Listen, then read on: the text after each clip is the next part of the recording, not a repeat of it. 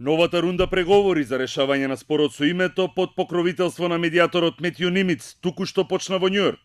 Според најавите, министрите за надворешни работи Никола Димитров и Никос Коцијас ќе имаат две средби на кои што ќе присуствува и Нимиц.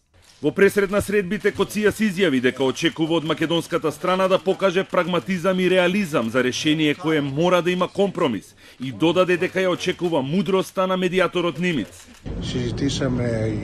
Јас велам дека сум ниту оптимист, ниту песимист, но имам волја да најдам решение, а треба и другата страна да има прагматизам и реализам за да најде решение.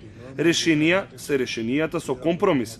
Знам дека многу сили во двете општества би преферирале решенија по нивна волја, но во меѓународните односи не постојат таков вид решенија. Коцијас имаше средба со генералниот секретар на Обединетите нации Антонио Гутереш, на која прашањето за името и преговорите беше една од темите на разговор. И македонскиот министер за надворешни работи вчера се сретна со Гутереш, со кого разговарал за последните случувања од разговорите за надминување на разликата околу името. По средбата, Димитров изјави дека со визија и лидерство на двете страни има историска шанса да се затвори еден повеќе децениски историски спор. Во пресред на новата рунда разговори за името од македонската влада потврдија дека остануваат на ставот во однос на последниот предлог – Република Илинденска Македонија. Грција и официјално го отфрли предлогот Република Илинденска Македонија, оценувајќи го како иредентистички.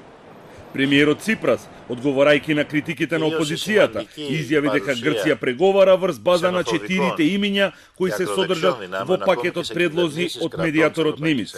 Меѓународната заедница, која интензивно ги следи преговорите, деновиве ги охрабри двете страни да постигнат решение.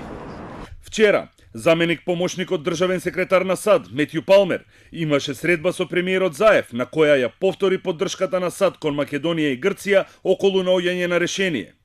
Завчера пак германската канцеларка Ангела Меркел телефонски разговараше со премиерите на двете држави, на кои им ја изрази својата поддршка за наоѓање заемно прифатливо решение, а истото го стори и официјален Париз.